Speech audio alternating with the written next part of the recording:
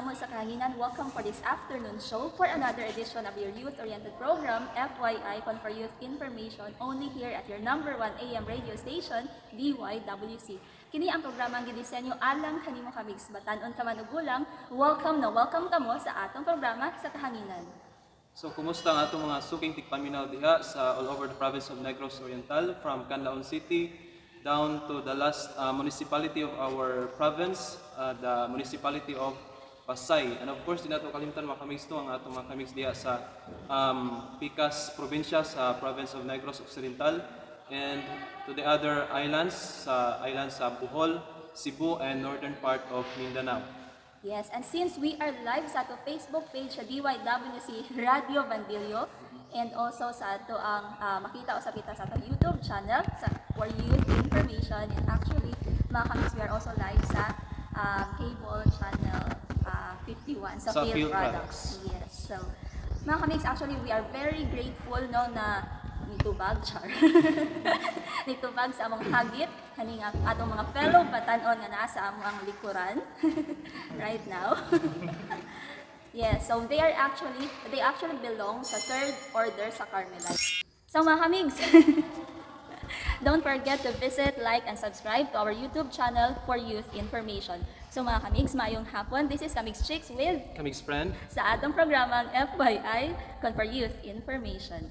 So right now mga Kamigz, kauban namo ang Third Order Carmelites, and they will be sharing no sa ato kung unsalan ang naa sa Third Order Carmelites. Kaya kasi nakaingon ta nga puro na sila mga madre, mga mongha, di ba? So actually mga laicos at sila mga Kamigz sama nato, di ba kami? So basin na wala kasabot kung unsa nga term nga laiko mga Kamigz. Sige, Kamigz friend, unsa ba kulong na laiko? So ibalik na ko. So laiko or laity mga Kamigz is kita nga mga normal or anay abnormal. So laiko or laity is kitang mga dili pari or dili madre, no? Kitang mga dili pari, dili madre. So wala siya. Katong pwede magminyo mga Kamigz ba? No, di ba? Sa mga laiko. Yes. Makapa-short. So ato na sugdan Kamigz friend, no? Kay para ang ato mga Kamigz diha sa on air o naglantaw pod naminaw o naglantaw nato no sa DYWC Radio Bandilyo, makabalo pod sila at least masayod sila kung unsa ba ning Carmelite, no, Third Order Carmelite. So here with us is Kamigz Archie, and siya ang mapailaila sa iyang mga kauban kanato karon. Hello mga Kamigz, so I am Archie and I am from the Carmel Youth Philippines, Sibulan chapter, and I am the formator of this community. With me is Lanbin, our prior of our community, and Aloha, she is a member of our community, and she is also our former prior. So, I joke, she is our former formator.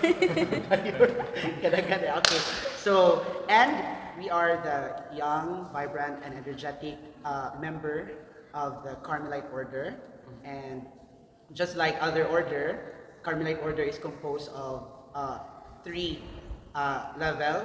The first order, which is our friars, the second order, which is our nuns, and the third order, which is the laiko or the laity. So same na po din na siya sa ato Kamigz friend sa Franciscan. We have the first order, second order, and the third order. Ang sa ato lang is nami third order na madre and pare. Nasa sa inyo. We also have third order religious. So for example, kanang mga Carmelite of Our Ladies in Piape, they are considered as Third Order Religious. The Carmelite sisters in Balugo, they are also considered as Third Order Religious. Same kayo. At sa amo lang itawag siya Third Order Regular sa TOR. Then ang katong mga laiko parehas nato is Secular Franciscan Order. So amazing. So nagkalain-lain lang siguro tanong mga Kamigz ang Franciscan and the Carmelite sa mga spirituality. So lahi-lahi og spirituality po. Pero same red color. Brown. Dugong brown. Kayo makipinoy tayo eh. Yeah, so mga Kamigz, actually we are here sa asa ba ta Kamigz friend? Para po makabalo ato mga listeners and watchers, mga viewers, kung asa ba ta karon? Mas maayo ko no. Mas maayo dagay kung to ang Kamigz itong patubagon. Yes. So Kamigz, pwede ba ito ipaila-ila kung asa ba ta karon? Kay nindot kayo actually ang atong background. Okay, so ani ata karon diri sa Carmelite Monastery of Our Lady of Maravillas and Saint Joseph here in Aganan, Sibulan. So this is our chapel, our little brown chapel. Little ba ni? Almost little. Almost little. Yeah, so as you can see mga Kamigz, na pa yung mga scaffoldings dira no nga nakatindog. So because under construction ni siya nga chapel. Yeah. So Kamigz Archie no ato nang sugdan. Unsa bang history or unsa bang history about the Carmelite order? Masig brief lang no nga history kung giunsa pag founding Carmelite order. Okay, so I really forgot kung what year gito na start no. So, however, Carmelite order, unlike other religious order, wala mi considering a founder. Unlike Franciscan, it is founded by Saint Francis, Dominican by Saint Dominic, and others. Carmelite order wala gid siya specific or wala siya point person kung kinsa nag-start sa order. It's because when the order was started, there was just a group of men. They were gathered together in Mount Carmel. So, and they decided to live an austere life, and they decided to live like Saint Elijah. They follow the steps of Saint Elijah because he considered nila as their father and their founder. Pero dili kasi Saint Elijah because when Carmelite or when the Order of Carmel was started, that was 100 years after Elijah died. So, wala gyud name, and then those group of people, they asked for a rule, diba? Just like other order, na a rule of life. And it was Saint Albert of Jerusalem. He made the rule for the Carmelite order, and then the Carmelite order was established. So, and then how did Carmelite came to in the Philippines? So actually, the Carmelite order is split into two. The order of the ancient observance, which is the original Carmelite, and then after how many years, it was started with Saint Teresa of Avila. She started the Discalced Carmelite, or the order of the Carmelite Discalced. So in the Philippines, it was the Carmelite or the order of Discalced came first, and then after how many years, the order of Carmelite came here through the request of our first bishop of Dumaguete. So he sent a letter to the British province, I'm not sure British or Dutch province of the Carmelite, to establish a Carmelite order here in the Philippines, specifically here in Negros province. So it was granted, and then the Carmelite order came here. The first order came here, and they established their first community in Escalante City, Negros Occidental. And then afterwards, another Filipino friar, I forgot the name, it was Father, basta, he wrote a letter also asking permission na mag-establish po og second order diri sa Philippines. So, it was sent to the Spanish province, and then it was granted. So, our 6 pioneering nuns came all over here to the Philippines. Actually, this community or this monastery is the first ever Carmelite monastery all over Asia. So this is, for the ancient observance, this is the first monastery all over Asia. So I think we're very blessed. This diocese itself is very blessed to have the monastery. So, and among the 6 pioneering nuns, isa na lang ang nabilin, which is Mother Angelica del Dugo. She is already in her late 80s and still alive and kicking. So I think that is in general the history of the Carmelite order as well as our monastery here. For the Carmel youth, well, it started in the year 1985. It started with the kids of our servers here, or our tertiary, or we call it the Third Order of Carmelite, the older version because we are the younger version. So the kids of our servers here, our tertiaries, our lay minister, our lectors, so they gathered and formed it started with the name Brown Cadets. They call themselves Brown Cadets, and then eventually through time it evolved and became Carmel Youth. So Murag siya bansa, murag sa militar cadet. fresh lag mga. Plus ang inyong pagong logo kay murag sa militar. Oh yeah, with sword and all the shield and everything. So murag siya military. So yeah, and it is muna na ano mi karon. And then just for the information of everyone, Our community or the Carmel Youth is a federation. We also existed in different islands in the Philippines. So actually, more or less, we are around 10 communities all over the Philippines. So we have the Carmel Youth Philippines Federation, and we are under the baton of the First Order or whichever community you came from. So for example, kami, since we came from the Second Order, so we are under the mantle of protection. We're under their mantle of protection. So yeah, that's it. So nindot kayo no mga Kamigz ang history and giun sa ang history sa Carmelite Order and then giun sa siya pag-abot din hino sa aton Diocese sa Dumaguete and now they are kicking, growing, di ba? Amazing lang kayo kay na sila yung mga batanon na taga dili taga diri lang sa nun. Yeah, most of our members came from the surrounding barangays, Barangay Aganan, Barangay Bulok, and we also have Barangay Maslog and Kangmating, and we also have some from Barangay Tugtugon. Yeah, kanang mga adjacent barangay ra po diri sa monastery. So basically under siya sa kani nga monastery Yes. nga mga lugar. I see. So ang inyong sa tawag ganin? Chapter, fraternity? Community ram tawag. Community. So ang inyong community limited lang ba siya sa kanang naa dinhi sa within sa coverage sa monastery?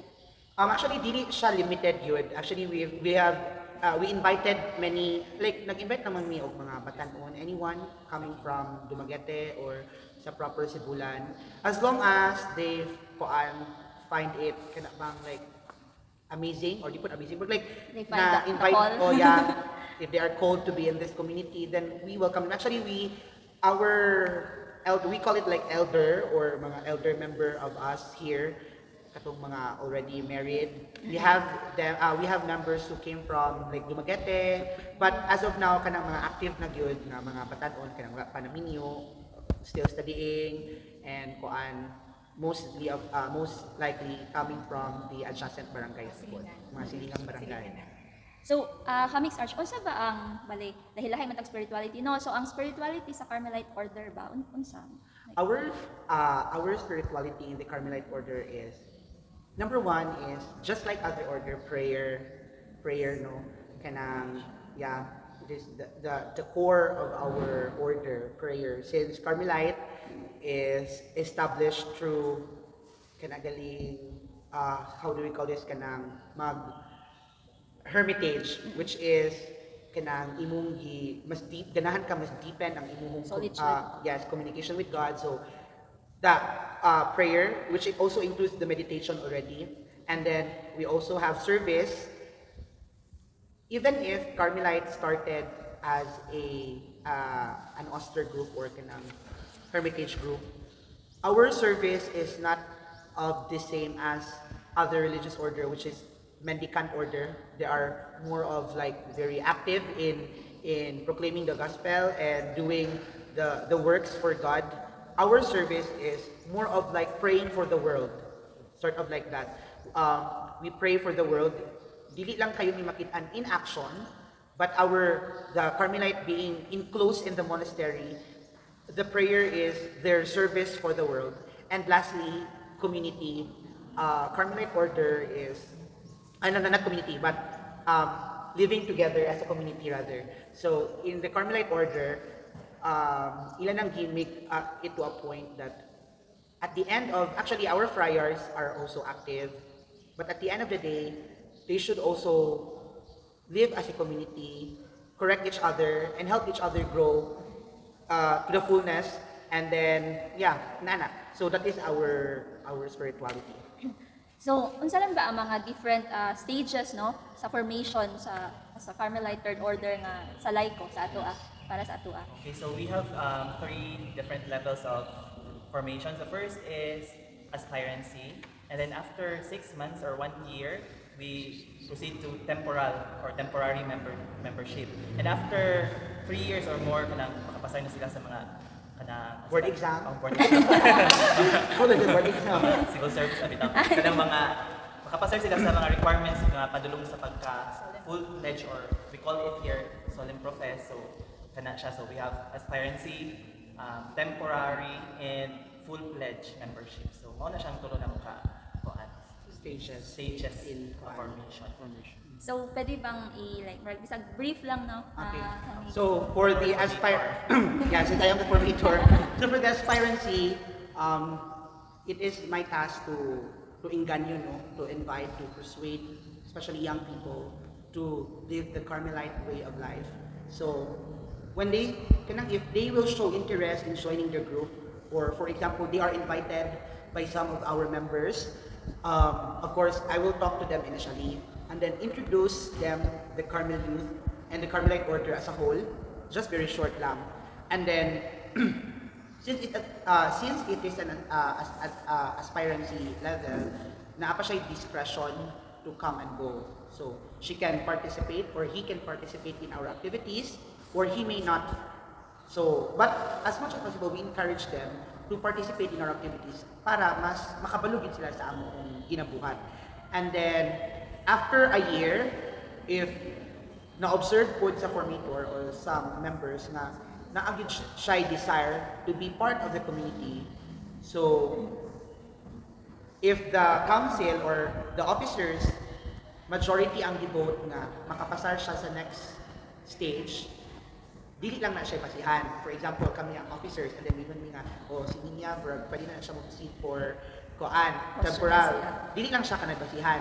We also ask the person also, mingon mi niya nga, based on our evaluation, nakapasar ka, or you pass, or we see nga, you are really interested, and you are qualified to move to the next level. So, are you also willing? So if the person, or if the youth will say, yes, I want to proceed, so better. Pero if mingon siya nga, dili ra, okay ra po. We also respect his or her decision as well. So, same as when we proceed to temporal, we have a ceremony, which they will be already vested with our habit. So, and then after temporal, they have a span of 3 years to prove themselves, or not prove themselves actually, but to deepen more their learnings or their relationship with other members. So after 3 years, if she is still interested to be fully member of the group, and then the group also, or the officers also made a decision na pwede siya makaproceed sa next level, then finally she will be a full-fledged member of the community. So, Kamigz friend, naman kayo mga suba. Curious ko sa individual kanang calling nila. Unsay nakapa-attract ninyo each of you sa pag-appeal sa community? If I may, ako siya paunahon because among here, she is the one of the oldest. So, kanang like, di oldest ha, sa age. Unang nakasulod sa among batch, for our batch alone. So, go Kamigz alone. Yes, actually, ang nakapa-encourage na kay here in Carmelites is nami kanang Flores de Mayo pod. So, sukad sa una, mag-appeal mi anata yung nagulang na lang ni encourage ko itong mga kaanaw. Tsara po sila lang tawon, kunya lami kaya. I mean, kanang sa una pagkabata ni mga mura mga kanilang alogo naman kung maparihan nila. Ano na siya, mga na di ba pagkabata niyo alogo nan ko ako pud kay mo anak ko diya sa kuno tudlo-tudlo sa mga bata. And then so one of our former members or katong sa among gisunan is they invited us. Actually, 3 mi kabuok yun ato, pero ang duha is wala kay busy sa work and studies po. So ako na lang. So, naami before the Carmel Youth, ilang may gitawag Carmel Kids. So, mga bata, yes, Carmel Kids. Mga bata ko siya rin ako, mga age, mga 7 or 8. So, Sakto guday ka Kamigz. so wala man kagis lang Archie, ana. Joke lang. Kita, nag-start mi ato, dayon kuyog-kuyog po nila sa mga choir nila, mga activities. So, one of their, i-introduce na lang po na ko, no, ang mga ministries. So, sa Carmel Youth is naami choir. So, mag-choir mi, our schedule here is second Sunday and 5th Sunday. So, mukuyog mi nila, dito mukan mi sa mga, mukuyog mi na, kaya makadog sa mga tingog, Simba po, second Tuesday. kuan dayon catechism during Flores de Mayo, dayon lectors. So nag-lectors pod mi, so acolytes pod, yes, sakto kay Archie. So acolytes pod na pod mi ana. So sa una kanang Carmel Kids nag-start ko choir before, so kuyog-kuyog lang sa nila, no, sa mga diri lang sa gyud mi ato kay naman mi lang schedule po sa uban ng mga chapel diri sa Sibulan. So if medyo layo, dili lang sa mi pakuyugon dayon. During Holy Week, magkuan sad mi nami mga activities like mga drama, ana sayaw-sayaw, so pangwaon pud mi ana nila, kami po ipa sayaw-sayaw, ana dayon. Oo, so wala siya dayon. Pagka ako na sa panahon, nagtrabaho naman sila, sila na silang Kuya Archie, silang Kuya Landin, so kami na ang silbi nagsumulunod nila. So kami na po ang then as much as possible, kami diri sa Carmelites, if makakita mi nga naa siya potential, especially sa choir nga, ay kani siya, lamig ni siya mo gitara, amo gina siya gi-encourage na i-practice yun, i-develop ang talent. Yes, i-push yun na mo sa ilahang comfort zone nga mo pagawas yun sila. If nakan nga lamig yun siya tingo, ato ni pasalmuhon ana. So aside po diri sa chapel lang, nga mudlom sila. So since most sa mga is youth, mga estudyante, mudlom po sila sa ilahang Ilang confidence. yes, ilang confidence sa eskwelahan, sa ilahang so muna ang mga diri. Sa kanila so ako naganahan ba nga dili lang kanila ikon kung unsa gyud ka, ipa-develop kanila mo na among nakuha pod sa amo apod nga mga gipang sundan. How about si Kamigz Landin? Okay. So, I started as a lector here in Carmelite Monastery. And then, while in the meeting, na-notice na ako nga ang lectors kay puro man ko di na ko ka-age. Bulang. Gorgeous. Gorgeous. Gorgeous. Murag sayo pa ni nga grupo ako. Joke lang. Sa totoo nga grupo pero kung nagabulong ko sa kuan Sayo ang edad. Sayo pang edad. comfort zone. So, nihangyo ko ni si kuan pamantamang pansakristanan ko nga. So, or pwede mo appeal o kanang katikis. So, yung siya ala, kumanda na mag-flores next year na lang. So, pagka following year mo, ito nakuyog-kuyog ko ani nila, mga pioneering, mga sinaunan sa mga auto nga, ay, apil na nagto ate. Usually, kanang maapil katikista na mo, ng mga batanon. So, ma-invite siya pagka Carmel Youth ba? So, mo ito nagkuyog-kuyog ko nila, abot ni kuan, abot ni Japan. Abot Miss Airport, maglaag. Kuan ka ng, mo ito kuyog-kuyog ko every Sunday, simba, tapat ng simba. And then, mo to na-develop ko ng kuan. Ang feelings. Panulong ni Cristo. So, mo ito nga, ay naatay ko ang very future aning grupuha so parental pag Abi kong natay future together. Wala na udlot. Magawas yun ng mga calling. Pero wala pa na ako gitubag lang. So padayon sa taning Carmel Youth, no? So mauto siya nga later on na-establish ang kuan officership. So nahimo ko kong formator antod na prior makatingadan ano. So mauto siya until now Carmel Youth Chapel. Unsa may role sa prior? Okay, ang prior mo siya equivalent sa president or kung sa PYC pa mo siya equivalent sa coordinator ana ka. So kung kuan ay mga outside nga activities, pwede kong coordinate ito. Pero kung diri sa sulod po, ako may ilang president, so oversee ana with the help of our coordinator of course kay ang mga kuan ba. Kanang sa tibuok man ko so ako na po hatag ni kuan. So actually, here in kuan Carmel we call ourselves source. Mas giglaki. Oo, sorry. Naanda naman. Dapat sa bayan naman na Bayan naman. Sabayan na source. Sumoy yung hangmark, organize source. Kung ano lang ka ng kasi tawag na, legal. Informal. Informal ka tawag ka na. Pinarkadahay ka tawag na iya. Nice. Si Sir Archie Maput. Thank you, Sir Langkin. Okay, so if my memory serves me right, I started year 2010. So, Oh, decade na ka plus one. yeah, decade plus one dito. So, I started 2010, but before that year, I was really kana galing mainganyo gyud ka because yes, just like them, we are very loyal students here in the Flores de Mayo. Bisag ga fourth year high school na mi. Bisag ga fourth year high school na mi going college. No eskwela ra gyud gyapon mi Flores de Mayo. Yeah, gabi sila mo kuan. We're like maybe because dili po na ako i-compare among chapel to other community, but maybe because we were not taught the same as other chapel as I have observed, no? That's why in other chapel, we're like, pag grade 6 or high school, mga hawa na, because burabag ilang mong gimix ang mga bata despite their ages. Or even if na ay mga, how do I say this, naa sila yung mga level, pero there are lessons taught kanay bragali kaphawra. But here in our monastery, since most of our catechists before are seminarians and some are kanang we also have major in religion, graduate. So katong mga hampong na or katong mga student nga na sa high school, Higher level. mas higher level. So, among class food kay mas deeper nga catechism. Nice. So, that's why we were also sort of like, how do I say this? We were also encouraged to join organization outside this community. For example, like Catholic Faith Defenders, because our catechism then was also sort of like a Catholic Faith Defenders catechism, because one of our Apologetics. yeah.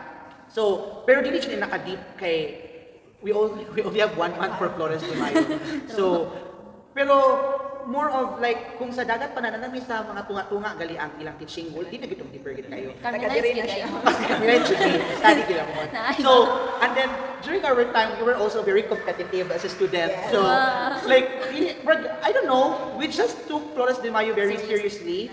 So, if na-exam kay magbuon gid mi, mag-memorize gid mi sa among gipangtun-an. And in fact, we made it a practice na kanang notebook namo for this year, we will keep it. Okay, kabalo man we para next year na makikudigo sa among learning ina nagali. And then wala po siya og conducive for learning kay if you can see our surrounding very silent, and then ang mga older nga mga student i-separate man gud ni, so this is our classroom. And then ato mga bata kay naa dito, naa po diri. So secluded gud me, and then naa jud me learning niya. Bro po maikog magpabuyag kay mga during our time they were seminarians, some are teachers in St. Paul, major in religion, and then ang mga mongha po mga tagpog insight. That's why we were really into this catechism thing. So growing up, we see our catechist, because our catechist is Carmel Youth also, because catechism is one of our ministry or apostolate. So growing up, looking at them ba nga, I want to become a catechist, or I want to be like them. Okay, ma-inspired ko ka sa ilahong mga ginubuhat. So when I graduated high school, ni anak ko mag-focus di ba? Kaya maulit ko mag-koan. Pero okay na kayo, gan mapod me. But we decided, kay kami naman lamang mga around 5 or almost 10 na lamang ni atong mga gulang na dyan kaayo sa 4 Flores de Mayo ha. Kanang decide ni nga, why not, instead of joining Flores de Mayo as a student, we will join Flores de Mayo as a catechist. So actually, I became a Carmel youth, or before I became a Carmel youth, I started as a catechist. And then, when Flores de Mayo came to an end, the members of the Carmel youth invited us to join. And then, padayon na, and then I became their prior. And then, of course, we decided to balin-balin the position. So, ako na po, bago-bago na po. So, inana lang. Basically, kung sa may naka-invite yun na po diri, like probably how we were developed before, ako mong nakita diri, we were not only developed spiritually, but we are also developed so holistic ang pag-develop diri. Dili lang mi, if I could still remember or in my realizations lang and reflections, dili po siya hipokrito in a way nga, ay naka sa simbahan, dapat simbahan na gid imong learning. We always remember that almost 80% to 90% of our life is outside the church, di ba? So we must also learn the values of the world and how to deal with our life outside the church. If develop ka diri, probably you will become idealistic ragali in a way nga sa other world. So we must open our minds to the realities of the world. So inana ang development diri, we are developed spiritually, religiously, but we also inject some learnings of the world that this is the reality of life to help us check and balance our life para dili lang kita one-sided. So inana, that is why I'm drawn to this community. And if I could also reflect, the smaller the group, the better. I think the smaller the group, the better, because we are only composed of around 20 to 30 members here. Dili gyud mula pa. Abot lang. If naani mo graduate padungagan na mga pulo, dapat stick lang gyud to 20 to 30, which is also very good. Kay kanabang mas deepen ang yung relationship, kay naapa kay time na maka-interact with each other. Inana lang, and then we are more drawn to each other as brothers and sisters. Kay since lingan naman pud kaayo mi diri, we are drawn to each other nga we know each other's family. Kay we have this practice na we visit each other's family ba, not only to tambay, but if imo siyang tan-awon, it is also one way nga makailami silang family, as well as ang ilang family makailapod kung kinsa ang ikuyugan sa ilang anak. Because one of the problem now is kanabang ang members of or ang parents dili na kami salig sa ilang mga anak because they don't know kung kisay ubanan. So to avoid that biased judgment, we will present ourselves to the family nga kami ante may mga pero di ko ate kami may anak pero like if ano ba sila may makahagilap na mga. So we decided na okay for tonight's practice ato tas kani nga balay ato ka next practice ano ba. So in that way maka-prepare sila snacks. Bitaw. In that way makaila po ilang family nga butan gud ay sila butan good. Bitaw na lang. So if we will invite other young people mangutan na sila usab di ang Carmel Youth. Mingon na nga we are just normal young people in the world And vibrant. nga striving nga kanabang masabtan ang tanan. We are not perfect even if we are in the church. We are kanabang yes kanang maana sila nga kamo Carmel Youth mo nya kamo lang asan kayo mo dapat Carmelite dapat silent di ba? But don't take it kanang literal nga dapat silence na wala siya sound. So you can be silent in your own way. So then ano ba like they tend to judge the young people in the church nga dapat behave prim and proper ano ba. They miss the point that they are young. Diba? They are young. So kanang they have to kanang show their youthful energy because inana dili dapat mo sila i-praise or what. Pero ginana so that's why I'm attracted to this way of life kay kung wala good mi diri no or like ginoo for a moment. This is a really a place for like it is a sanctuary like hilo pra jud kayo. Pero the moment mabot na gali mi diri na siya sanctuary. Also tayo siya. Oh, siya jud mahirap na siyang kuan kanang changi joke. Hindi na po may time nga our meditation, our prayer because again here it's all about balance. So bisag na ami diri ulangas pud mi oy napod ni mga recreation, magdula-dula pud mi sa community kay that is one way of mag-TikTok, mag-usab ba, magdula-dula. That's part of our meeting, mag-recreation ni. It's one way of strengthening the bond. Well, it's because commonly we tend to be scrupulous na bitaw. Yes, correct. Unsa na meaning ano Kamigz friend? Kanang na stick to rules lang ba? Correct, Nalimot correct. na Yes, Bookish. very kuan by the Bookish. book. Yeah, by the book Yes. kaayo. Nalimot na tanga, it's all about love, it's all Yes. about joy, it's all Yeah. about relationship. Fellowship. Correct. Fellowship. Yeah, Community, fellowship. di ba? Yeah, Community. yeah. That's why kanang we always remind especially our elders here in the church, those kanang help and hindi po nagpadagan, but we call them elders. Kay gulang na sila jud literally and they help our nuns as well as burabag kami ang arms and feet of the monastery since our nuns are cloistered, so they cannot do activities outside. So we are their hands and feet. So if na sila ipabuhat di sikawas, we do the work for them. So kung silang ibayad, kuan, cuttings. Kanang cuttings is kanang our, by the way, for the information to everyone also, our monastery is the #1 supplier of the host. The #1 supplier of host in the whole diocese. Brad, sila ang itagaan o kinagaling authorities at obispo nga mag-provide sa hostiyas sa tibuok kuan. So, bisag napakadito sa bais, amo na hostiyas charot. Sila ang naghimo ana. That is also one of their apostolate and source of income. So, if you are listening now, so please inform your parish na dili jud mo palit og hostiyas. That's one way of helping our nuns also kay kailangan pa sila og money to run the monastery for the electricity, for the water, and other bills na ilang ginabayaran. So yeah, so I'm encouraging everyone also to buy barato ra jud ilang hostiyas diri, 2 piso joke bitaw. Kuan like by pack man na siya. If I could remember kanang small host, that is 100 pesos per 1,000 pieces. 1,000 pieces na siya ang 100 pesos. So, di ba maayo na kayo joke. So, inana kanang nana lang, we don't want to live in kanilang bagay hipokrita kayo prim and proper kita din sa simbahan kung kabalo ka dapat mo balance ka kung asa ka ang lugar up the way nga naa ka dito. Oh yes, kaya supposedly diha ta sa simbahan na makakita og kanang bigger and wider type of family wherein makapadayag ta kung kinsa gud ta, no? And then kanang natay sense of acceptance pud sa uban. Yes, correct. Kanang mas makasabot ka ba nga mas kami ang relation brabag dili na gali we tend to not to judge other people because dili pa lang dan sa community we are already composed of different personality and we tend to understand why is that person like that, inanagali. So it helps us when we go out of this monastery, it helps us to handle situations or to face people with different personalities as well. Yes, at lang pud ko no. Diri pud sa Carmel Youth is one of ang sulti po na ko nga kan is we treat each other as a family.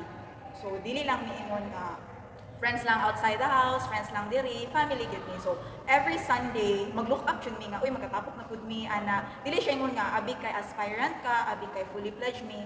Kuha na ka sa kabalo mi sa ato ang apan pero as much as possible ipa-feel pud na mo nga you are welcome here. Dili ka lahi sa amo ana ba. If you have problems, you can share it with us namo. If katong mga fan na may skincare na mga magtawag sa namong ates and kuyas, kami po para po masuwi nila mag-ates and kuyas pumimisan po. Mas kuan pa namo, mas bata, pero mas bata mamig na wong char. Yeah, because dakto na. We call Oh yes, bata jud na wait up. We call each other here ates and kuyas. A while ago, if maka-remember makatong i-share nga sore. The sore is like tawganay na muna siya sa among kanang student profess nga Religious grupo. name.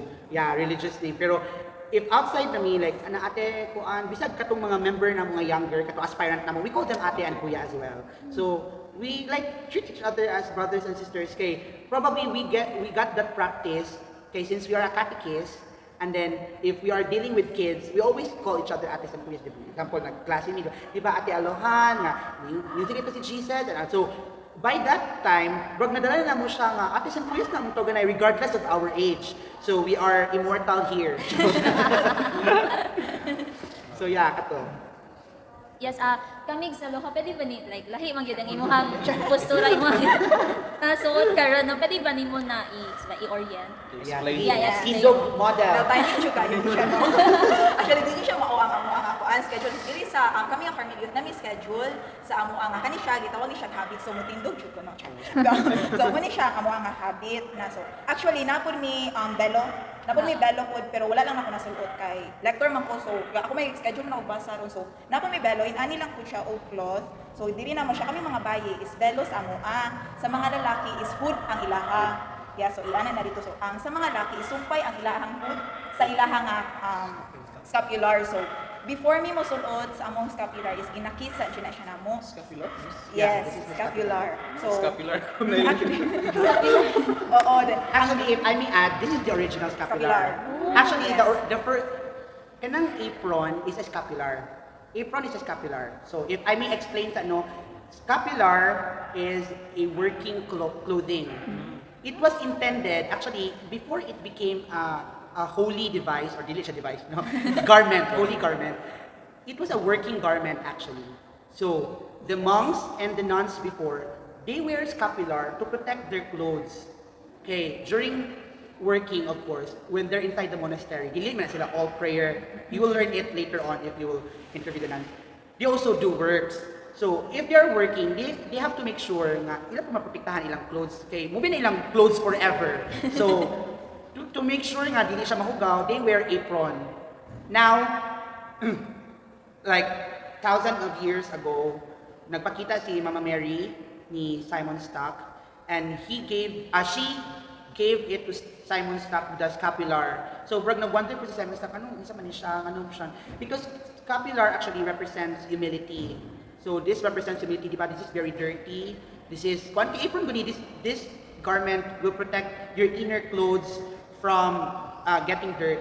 So this represents humility. Nga ipakita nimo nga we are not clean or actually if imo jud siyang i-analyze since kanabang bragig you cannot judge the person by its look.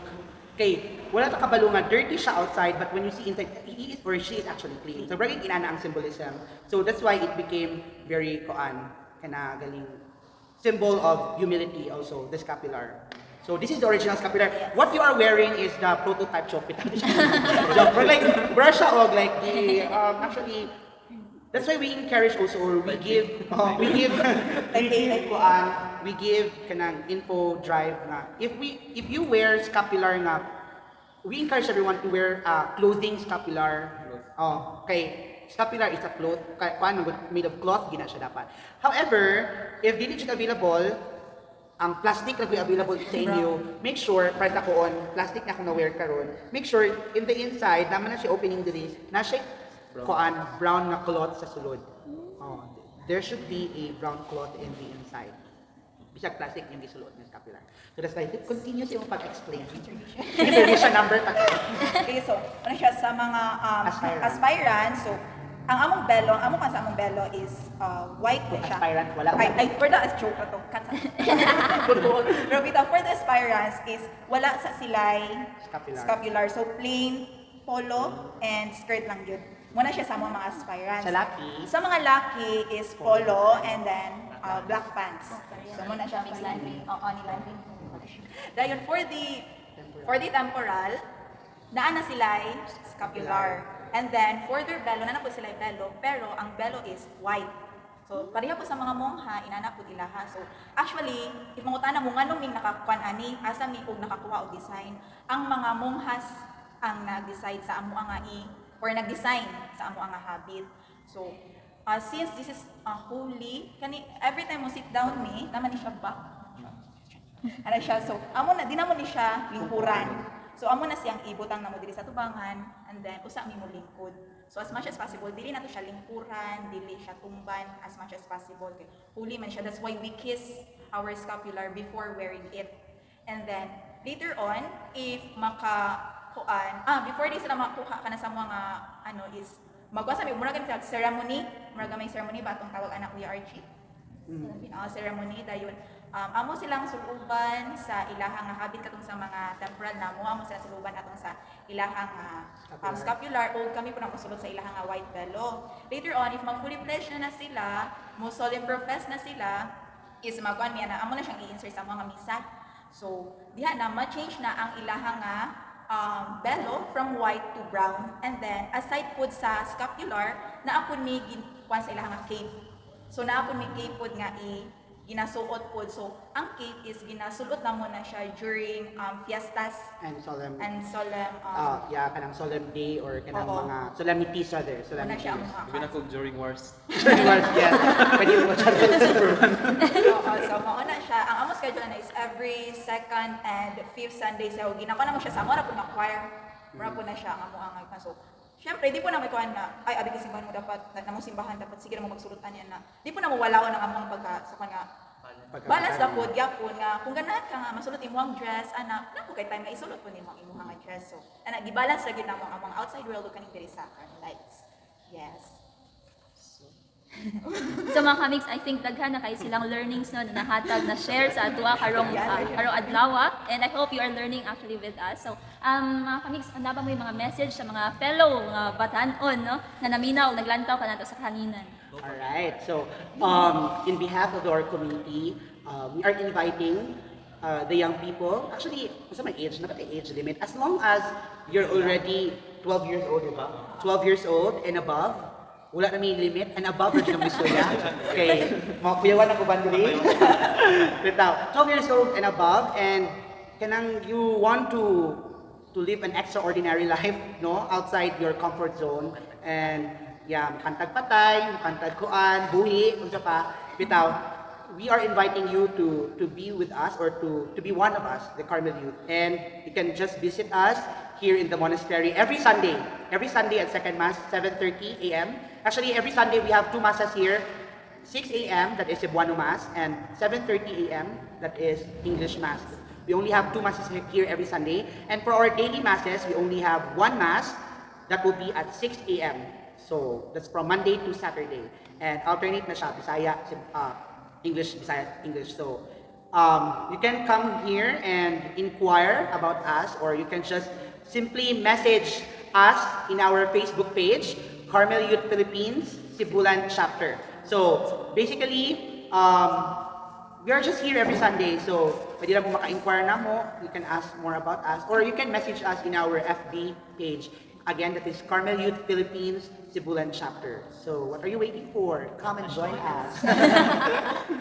Yeah, so actually no mga Kamigz, so sumala sa gingon sa pag-start na kaning nga chapel is under construction. So sa mga Kamigz nanto din ha nga willing na mo donate, Kamigz Arch, asa ba sila pwede nga mo? Actually, since this chapel was didn't put inaugurated, but since this chapel was formed into this, actually that was 2007. It was their 50th anniversary of the establishment. Up until now, wala pa po siya renovation. So if you can visit here, there are some kuan na kanang katangtangunan ning among mga kuan diri kanang gatag ana kisame. So of course for the safety of our parishioners and everyone who's coming here, so we also make sure that our things here are safe. So that's why we are starting to renovate, or di siya renovate, wala pa siya gusto, but reinforce na dagay, bagin ana ra. So we are changing some of our koan here kisame. So we need also donations. Our Carmelite nuns also need donations from you guys kay di pa po nila mabuhat og sila na. So if you, for those who have kind hearts over there, we are asking for your financial support. Any amount will do. You can give your donations straight to the Carmelite nuns. They are open 12 hours a day, they just 24 hours. At 5 p.m., they will be closing the monastery already, and they will reopen it at 5 a.m. So, 5 a.m. So you can visit them anytime. Just make sure that they are not praying because they cannot be disturbed. So in ana lang. So you can give your donation straight to the Carmelite nuns. So mga Kamigz, muna po siya. Wala na may laing sabi. Sabi na kayo.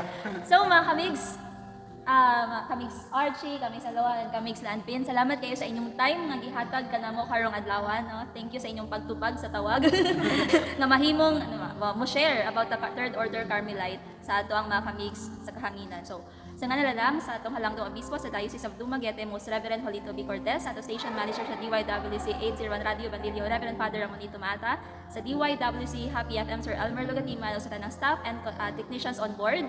Sa ngalan na lang sa Commission on Social Communications, don't forget to visit, like, subscribe, comment on our YouTube channel for youth information. Kini si Kamigz Chicks with Kamigz friend. Kami mo ingon, be happy and be inspired for youth information. Bye!